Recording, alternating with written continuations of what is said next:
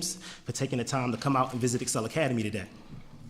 I also want to acknowledge CEO Martinez and the CPS leadership team, specifically the Office of I&I and the Options Network for their continued support each and every school year. I'd like to say thank you for the collaborative work done for students, families, and communities by all Excel Academy directors, principals, teachers, and all supporting educational staff. Most importantly, I'd like to say thank you to all Excel students, alumni, parents, families, and community partners for allowing us to serve you here in Chicago and work with you here in Chicago. In closing, Excel Academy, we'd like to share best of luck and wishes for an outstanding and an overachieving school year to all of Chicago's students, parents, families, and all educators. Thank you, and now I'd like to introduce Mayor Lightfoot.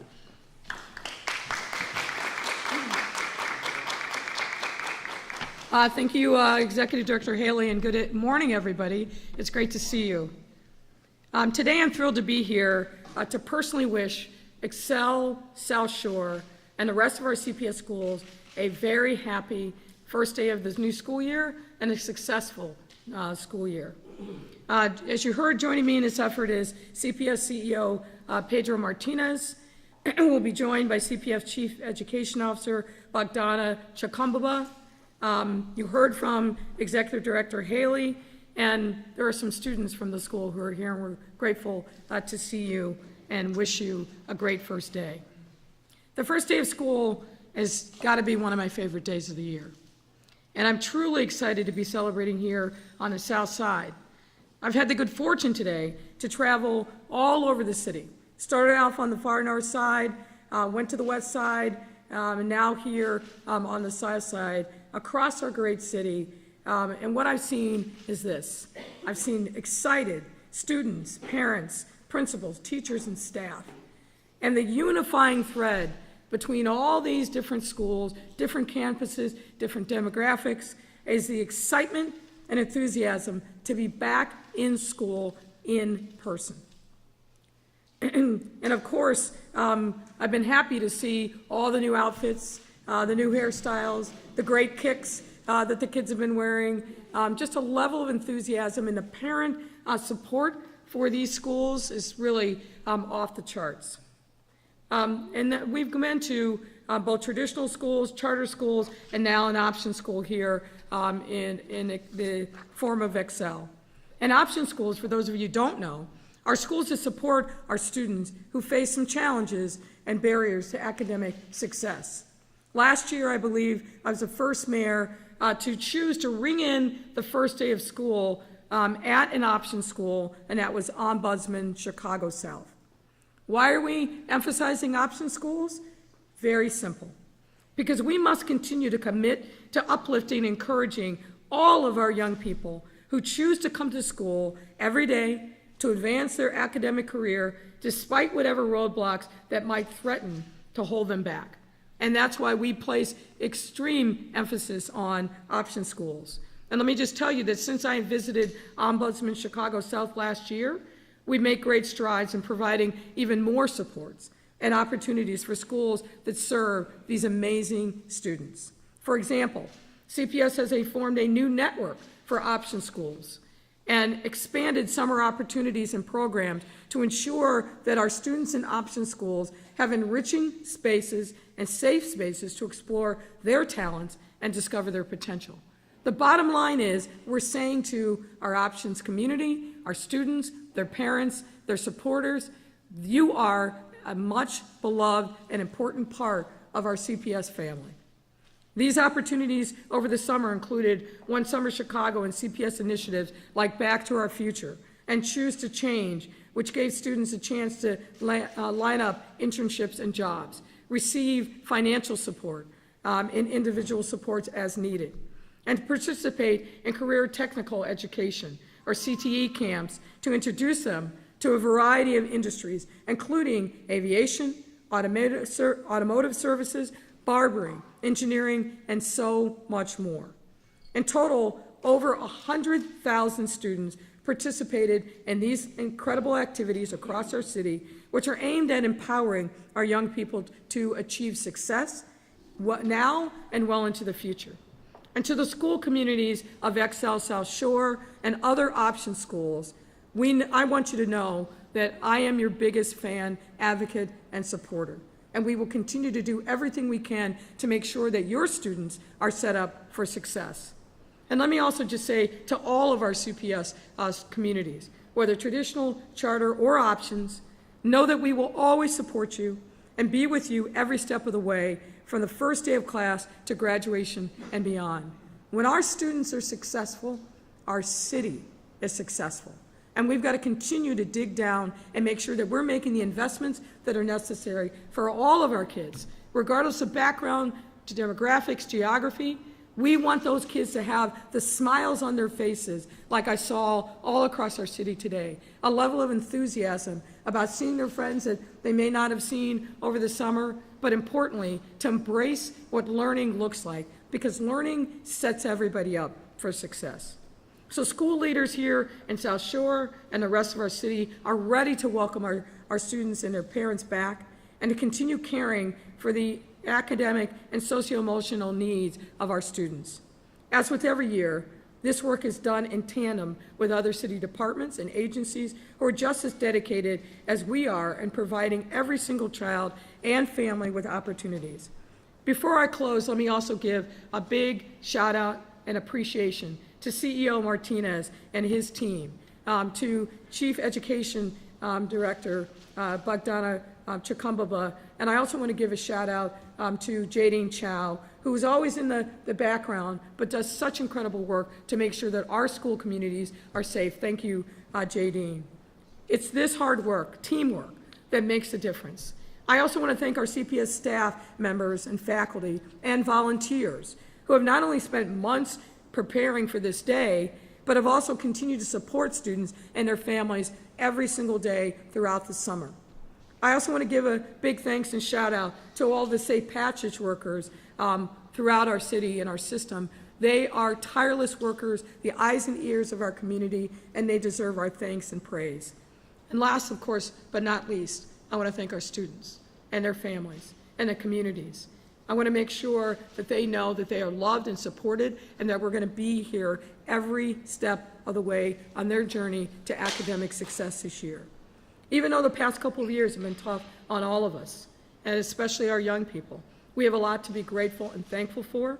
I want to thank the collaboration. We have reached a new milestone towards the journey that we all aspire to, which is the great success of our students, so that they are launched when they graduate from high school on a successful career or college, whatever they choose. But the city's got your back, and I want to make sure that everyone knows and feels that. Now, it's my great pleasure to introduce and welcome to the podium CPS CEO, a son of Chicago, son of CPS, Pedro Martinez.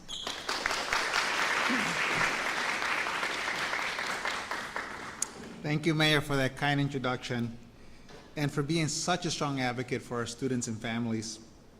I also want to thank our Executive Director, Principal Haley, for hosting us here at Excel South. I have to tell you, this is my first official opening of a school year for CPS in this role, and I just couldn't be more excited. I love seeing our students. I love, even through the mess, I can see the smiles and the pride. We've seen children at all ages. We had some preschoolers that were crying because it was their first day of school. By the way, the parents were crying as well, probably even more. But there's just nothing more exciting than welcoming our children. And from today onward, we'll be working tirelessly. As the mayor said, I have an amazing team to make sure that this is not only a strong recovery year, but one of the strongest ever in CPS's history. We're focused on our core value of equity to ensure that every student in every neighborhood sees strong academic growth through community engagement and resources that are tailored to children's unique needs.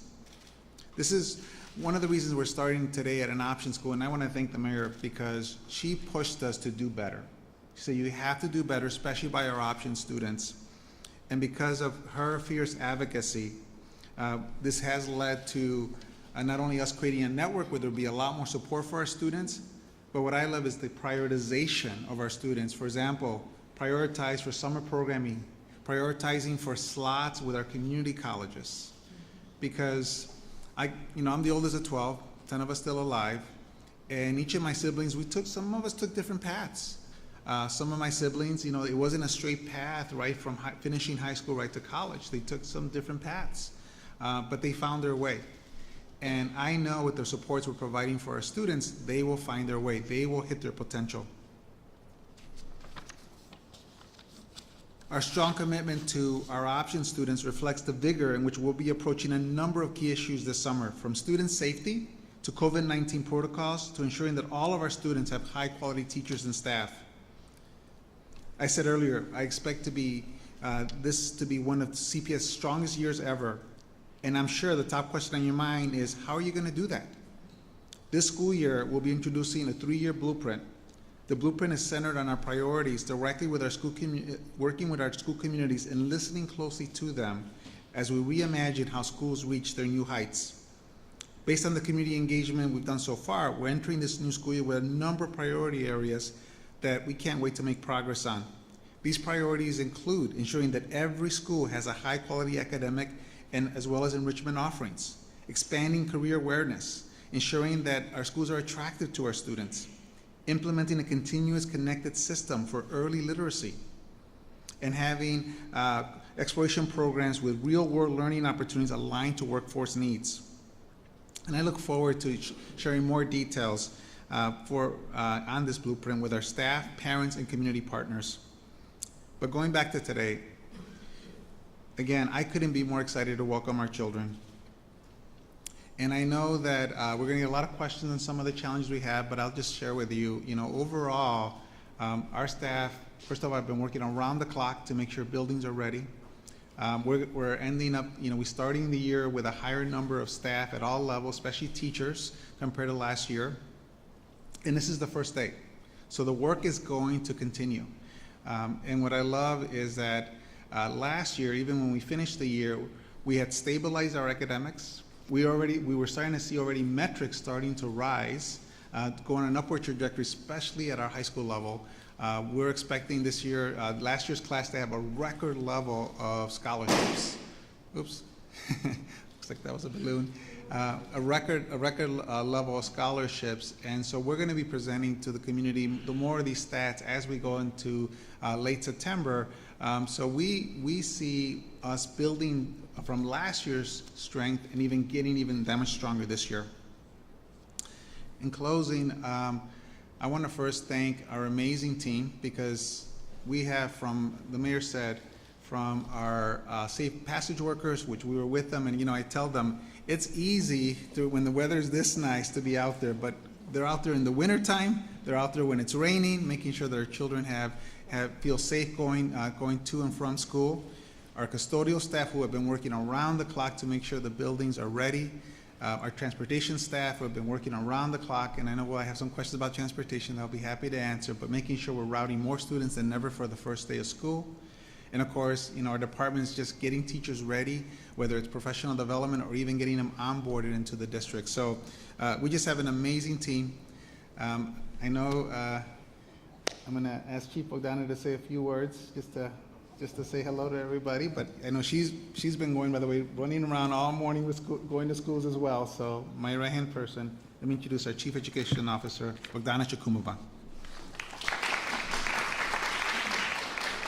Good morning, everyone. Really excited to be here. It is a very special place, where our students get an opportunity to thrive and to reconnect with their pathways and their future. So I'm really excited about today, first day of the school year as a Chief Education Officer. Really excited for our students, for our teachers, for our principals and school communities. Looking forward towards a strong recovery year, both for academic recovery, but also really reconnecting, building strong relationships among students and staff, and focusing on social emotional learning and supports for children, for staff, and for communities. So thank you so much, really excited. We'll now be happy to take your questions. All right, thanks a lot, CEO Martina. Thanks, Mayor. Members of the media, Alejandro and I will be passing down the mics. 2 questions per reporters. We're going to start with On Topic with Adriana from the Tribune. Hi, I was just wondering what you would say to parents who might be worried, teachers and staff who might be worried about their students' safety as we return to the school year, especially considering Highland Park and Uvalde, you know, those are still fresh in the memory of the nation and of the city. So I was just wanting to ask about that. Well, thank you for asking that question because as we saw the tragic events of Highland Park over 4th of July, and obviously we are continuing to grieve for the families in Uvalde. One of the things I ask our team writ large at CPS, CPD, CFD, and OEMC is what are the lessons that we can learn from that experience, and put together a series of meetings to make sure that we were on point with anything, because we didn't want to have any challenges coming into the school year. JD, and I'm going to ask you to come up, if you don't mind, to talk a little bit about the specifics. But we did, I think you know, a tabletop or live drill, I should say, last week to make sure that we were all on point in the event that there was any issues.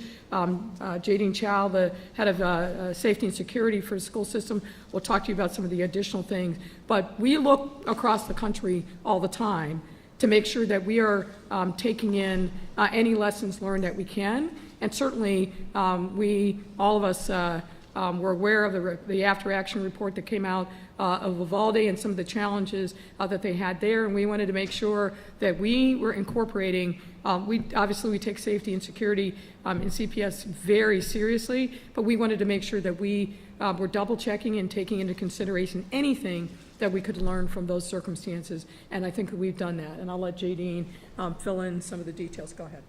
Thank you very much, Mayor, and I just want to thank my CEO, Pedro Martinez, and Chief Ed Officer Shikombova, as well as Mayor Lightfoot, for all of their support and ensuring that we were ready for safety all year, every day. As Mayor said, we did do a cross-agency drill last week at Julian High School. We were prepared to do that anyway. The timing worked out, and we will continue to do those cross-agency drills. So just a few things that parents can count on this year. First of all schools are required to do drills. We do over 3,800 drills a year across all CPS and schools, including the charters, district schools, as well as the option schools. In addition to that, this year, for those drills, we created a new safety video, training video that all students and staff will view before these drills. In addition to that, we've got a new visitors management system at the front entrance of all of our CPS schools where all visitors will be required to enter.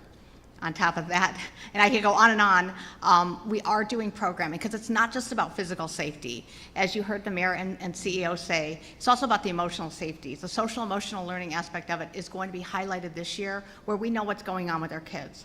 And so in my partnership with Chief Megan Hogard over Office of College and Career Success and Office of Social Emotional Learning, we are going to double down on all the programming that we've done last year, like Choose to Change, like mental health supports, and Back to the Future.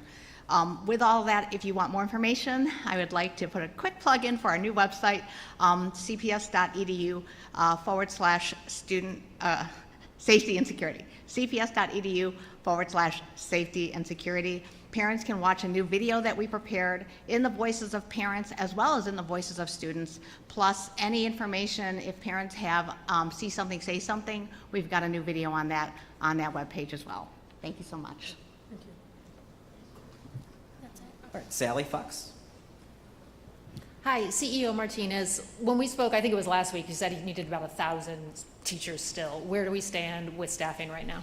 Yeah, so let me give you a couple of quick stats.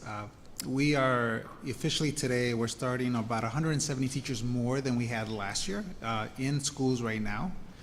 We're onboarding another 130, almost 140 teachers. So we're going to be this week 300 over last year.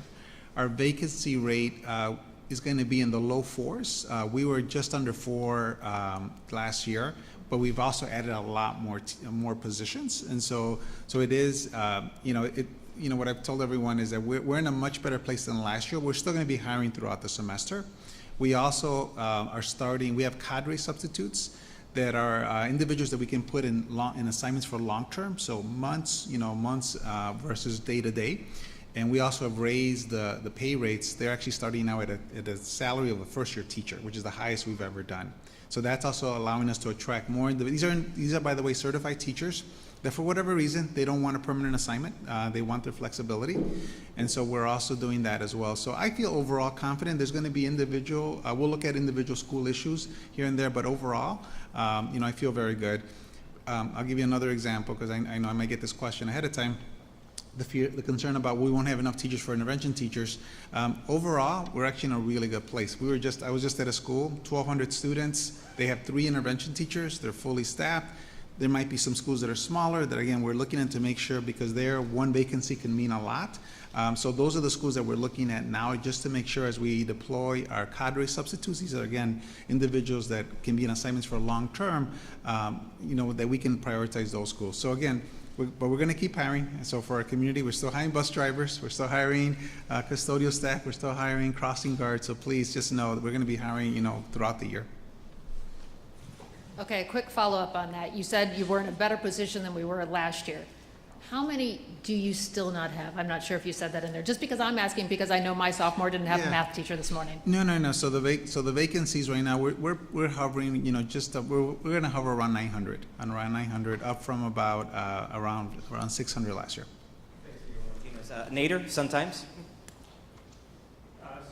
As you've talked about this being a recovery year, we heard the same thing, of course, last year, coming back to school for the first time, the full student body. What is it specifically that you plan to do to make this turn out to actually be a recovery year?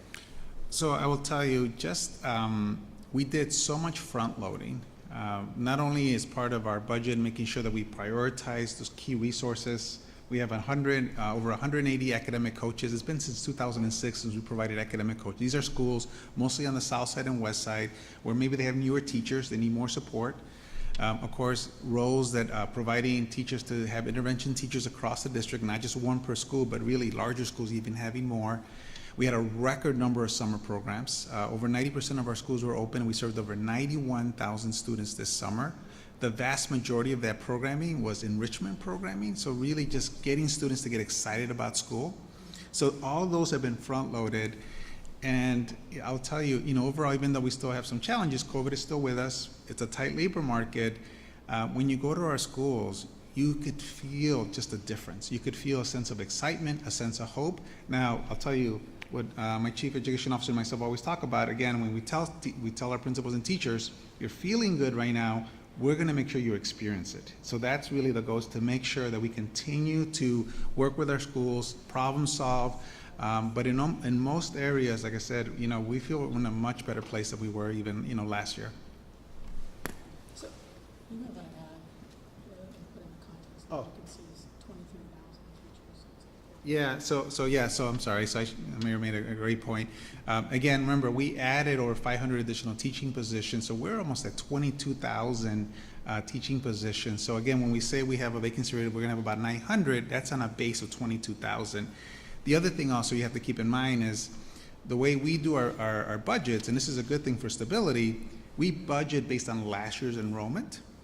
And we already know that we're going to see another decline this year. We don't expect the decline to be as significant as it was during the pandemic years. We still see a decline. So it's really, when you talk about individual schools, again, we have to go school by school to really see what's happening there. And to your point earlier about, your son, we are, definitely looking at math and science positions because that's always been a struggle. But that's always been a struggle even before the pandemic. And heading into the winter, do you feel you're ready for any COVID-19, any new waves that come? Last year, obviously, we know what happened with the Omicron variant. Of course, the pandemic has humbled me as a leader because every time I thought I understood it, a new variant came, and it's just, so I'll never say that, I'm 100% confident. But I will say this, we've learned a lot as a nation. The fact that we can now keep our children in school, even when there's cases in classrooms, and we know that as long as we master in that 10-day period, that they can be safe. We did our own initiative right after the Christmas break. We eventually had it at more than 40 schools. We had it throughout our summer programs. And what we saw was that whenever we had cases in school, we had the children stay in school. We had them take take-home tests. over 98.5% of the students never contacted COVID, even though there had been cases in their schools. But we followed, again, these rules of, making sure the children had masks during that 10-day period. And then, of course, we also had, and we have right now plenty of home tests available, plus we'll have our weekly screening testing. So, you never say that you're fully prepared, but again, where we're at today is just such a different place than we were last year, both in our safety protocols and what we know about the pandemic. So I'm excited that the vast majority of our students will be able to stay in their classrooms learning in person, and there'll only be positive cases or children with symptoms that we'll have to isolate at home, and we'll still be ready to support them at home as well. Sarah Karp, WBEZ. My first question is what you guys are hearing today in terms of attendance. I know first day attendance is really important to teachers and. Yeah, Sarah, it's a little early. So again, we'll be monitoring that, so we'll get a sense. Really, it'll probably take us at least this week just to get a sense of what that's looking like. So hopefully we'll have more details as we end the week. My second question is that there's actually been a lot of controversy around option schools, and even talk at one of the board meetings recently of whether options programs should be outsourced to for-profit companies, as is done here. And also I noticed that the attendance in option schools was very low last year, and I'm just wondering how sustainable are option schools like Excel, you guys being here? So I think first of all, one thing should be really clear.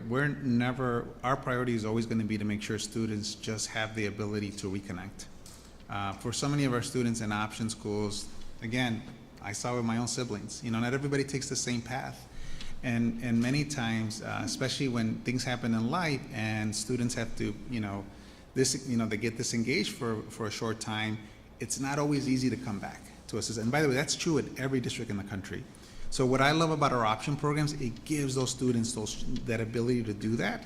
That will never go away in CPS. We'll always look at our school models. We're always going to look to see where do we see more success. What I love about what we're doing today is, first of all, more intense supports.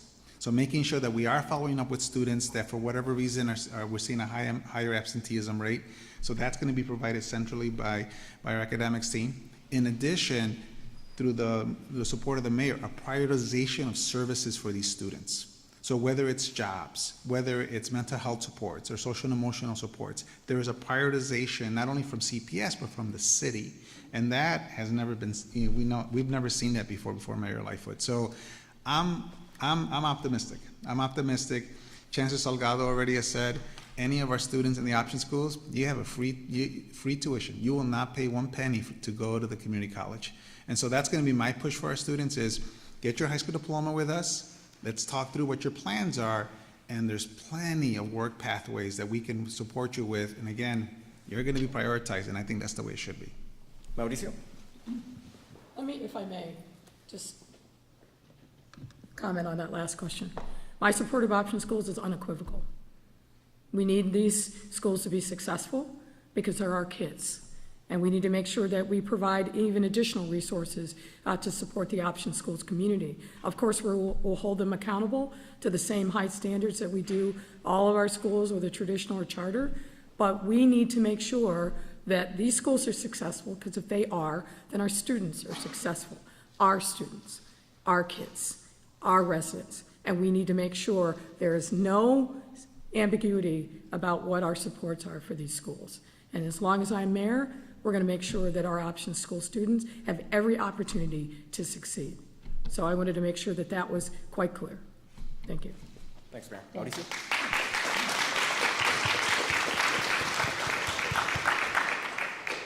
I was curious about unvaccinated staff. What's the rate of unvaccinated staff, and will they still be required to test weekly? Yeah, so we do, we're going to continue to encourage testing. I don't know what we're going to require, but we're going to continue to encourage it. It's a very low percent. It's less than 5% of our staff, and almost all of them, if not all of them, have literally religious waivers, medical waivers. We work with them, so I'm actually very optimistic on that front. That I don't see that as a challenge. And now with the new CDC guidance, they don't have to quarantine. So what's great is that even if there's a case, what challenges last year was whenever there was cases, our staff and our children had to quarantine. That no longer will be the way it works in this new school year. So that's exciting to me as well, is that we also know even from our own work, again, very little transmission in schools and classrooms, and they'll be able to stay as long as, again, we wear a mask during that 10-day period. I was hoping to get a sense of the transportation status. I know that there was some work that was done during the summer to ensure that those requests were being met. Can you tell us a little bit more about how many of those requests are being made or being met, and how many of those are outstanding? Yeah, so the good news is that we've done a few things. So we still have a national labor shortage. That, by the way, that's the area, it's still the area they struggle with the most, because, I wish we had an ability to waive CDL licenses, because that's the biggest challenge, is to attract, to get workforces. People, it takes a while for you to get your license. But with that, not only do we have the bus drivers, not only do we also have vans, we also have taxi cabs. We've raised our rates for drivers, so we were at $16 to $20 an hour. So I was seeing, even in the early summers, I was seeing some of my drivers going over to the suburbs, and I said, what the heck is going on? And I found out that we weren't competitive. So we immediately started changing that. So now it's starting at $20 up to $25. That is creating stability among our drivers. We're still gonna keep hiring. We're right now, we had initial deadline for June to route children. We moved that deadline to the end of, closer to the end of July, to make it easier for families. So we have routed now over 15,600 plus students. That's the largest amount we've routed this early. So the families that will have to wait, and it's only going to be a few weeks, are families that we got after July. We do have some long routes. Over 80% are under an hour, but we still have some routes. There's a few that are very, very long, about 2 to 3% that I'm actually looking at myself. And so we're going through each one of those situations. And they vary, frankly. We have some where we're going from, a family might live far, far south, and they're going to, there's a placement in a private therapeutic school that's all the way in the other part of the city. So we're looking at every one of those situations. So again, I just ask families, be patient with us. Give us a couple of weeks. There's going to be opportunities for us to get more efficient on the routes. It just takes us a little while. But like I said, much, much better place than we were last year. And then we're going to just stay on it. We're just going to be aggressive. Moving on to Iris, Telemundo. Morning. Ya sé que habló hace un poco acerca de la escasez de maestros, pero si pudiera decir ahora en español exactamente cuántas plazas continúan disponibles y cuáles son las áreas o distritos que se están viendo más afectados. Sí, lo bueno es que este año invertimos más fondos para tener maestros en nuestras escuelas. Y ahorita tenemos casi 22,000 posiciones. De esas 22,000 tenemos 900 que todavía ahorita queremos llenar, que están vacíos ahorita. Entonces, y de verdad, depende en cuál escuela, porque también tenemos menos niños también. Así que estamos mirando cada escuela donde tenemos posiciones que no tenemos maestros, pero también tenemos maestros que nos llamamos cadre subs, que son maestros que tienen su licencia, pero por cualquier razón no quieren trabajar en una posición permanente. Entonces ellos quieren trabajar y trabajan en la misma escuela por meses. Entonces tenemos también a ese equipo que también vamos a usar. Así que para mí no estoy tan preocupado, pero sí todavía estamos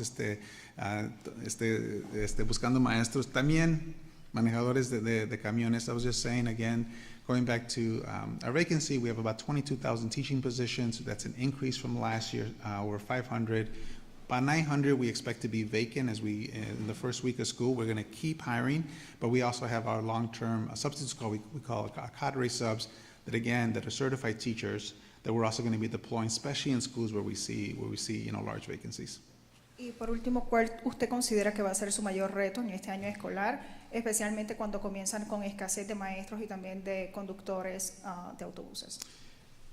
Yo creo que el mayor reto va a ser nomás trabajando con las familias porque ahorita todos se sienten bien, tienen mucha esperanza, y también nuestros maestros. Así que queremos mirar si hay un problema en una escuela, queremos atacar ese problema muy pronto para que tengan todavía esa esperanza, y porque yo espero que este año va a ser un año con mucho éxito. I was just asked, what's our biggest challenge? And really what it is frankly, people are feeling so good right now. There's just sense of hope. And so we just want to make sure we problem solve any issues at an individual school level so that hope continues, because I do expect this year to be in a strong, strong recovery year. Sarah Schulte, APC. You mentioned the decline in enrollment, which it's been a problem. It's probably will be maybe next year as well. Would you reconsider student-based budgeting? So, what's interesting about student-based, so first couple of things. So one is, across the country, there's no district that doesn't align resources based on enrollment. Across the country. I mean, just, resources have to follow children. Of course, you differentiate by need, whether it's special needs or English language learners, children of poverty, provide more resources, but they still follow enrollment. What we did this last year with student-based budgeting, it represented less than half of our budget.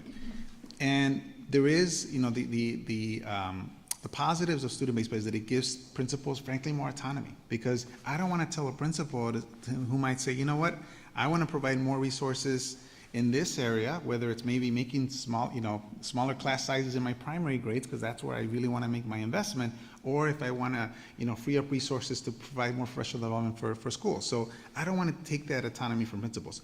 At the same time, what myself and our chief education officer did is we brought our principals together. And we said, okay, tell us what is it that's going to help you have a stronger year. And what they said is we need to make sure we have enough resources so that we have reasonable class sizes. So we wanted to start reducing class size. We want to make sure, I don't know if anybody who went to CPS, when I was in elementary school, there was always multiple grades in my classroom.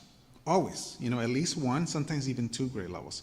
We said this year, unless you're accelerating, every classroom, you shouldn't have to combine classrooms unless you're accelerating students. So we have enough teachers for that. We have academic coaches in schools that have high needs. We have intervention teachers in every school. So this is what principals really wanted. And so, so for me, when it comes to student-based budgeting, I would say, what we're doing is a hybrid where we're making sure there's foundational, universal resources in every single school. The other passion we have is we wanted every school to have access to the arts. That has not been, happened historically here at CPS. So we're going to continue to move in this direction.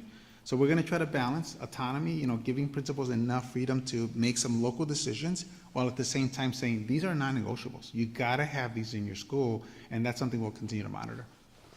Can you talk a little bit? Can you talk a little bit more about your 3-point plan that you mentioned? So this is a 3-year blueprint that we'll actually be presenting at the board meeting today. And it really is a combination of both the work we're doing right now to make sure we have an amazing, strong year. We call that recommitment work. And it's everything from strong academics to making sure that, frankly, all of our operations are effective so that we can focus on academics. So whether it's cleaning facilities or transportation, et cetera. And then the work that we're also going to engage heavily with the community is what we call our reimagine work. And this is examples of, for example, I want to make sure when I go to neighborhoods, so we've been in 4 different neighborhoods today, and the mayor were just talking, the differences are so stark. And what shouldn't be different is high quality schools. Every single neighborhood should have schools that children want to go to with rich programming, rich extracurriculars. And so that's one of the areas that we're going to tackle immediately, and you'll see a detailed presentation in September. But what we want to do is work with communities like South Shore. We want to work with communities like North Lawndale. We want to, have the conversation of, okay, let's look at what's happening in your communities. Let's see what programs are available. What's the standard of quality that we want to set, and how do we make sure that everybody gets to that standard? So it's a multi-year plan, but I think it's a plan that will start addressing many of the things that I heard from parents, from students, and from staff that said, okay, we want to make sure that you have these areas, on top of mind as you improve the system. Mary Ann Ahern, NBC. Mayor, hi. Oh. I thought maybe I was just a spectator. Trying to enjoy it. No, I got several to take. Well, and it morning. is somewhat CPS related. Okay. We did receive the permit for the LALA 10-year agreement. And when it initially was announced, your office highlighted $2 million that C3 will give to CPS. We don't see it in the permit. Maybe it's there in some other language, but an initial blush looking at it. I think the $2 million, if I said that, I misspoke. The $2 million comes to the city, and then in addition to that, C3, as it has for a number of years, has committed to providing additional resources to CPS.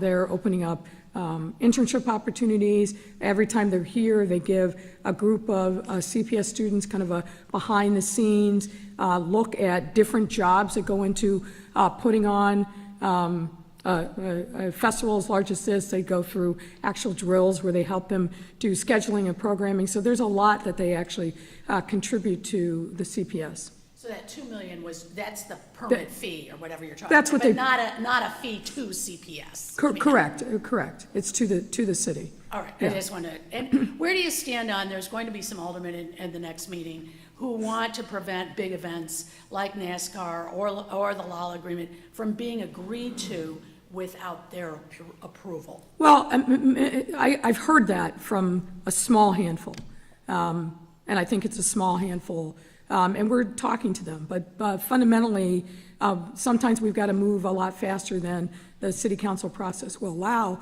but we're always taking their feedback. We're always consulting with the local aldermen. Obviously, some of these events have been happening for years. You mentioned LALA, there are a number of events in Douglas Park, but fundamentally what we need to do is make sure we're engaging them very early on in the process, that they understand all the hoops that the various promoters have to jump through. And if there are concerns, we do before action and after action on these events. And as you know, the aldermen aren't shy about making sure that they make their voices heard, but we try to engage them at the beginning, throughout, and then after action. So we want to continue to make sure that we're doing that. May I ask also, last week, because you obviously were away, the playpen. Yeah.